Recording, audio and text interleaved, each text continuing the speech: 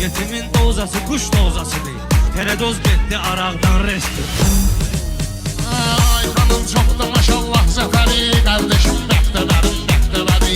Mənə təbi gəlsə durub üç nəfəri, keçərəm bu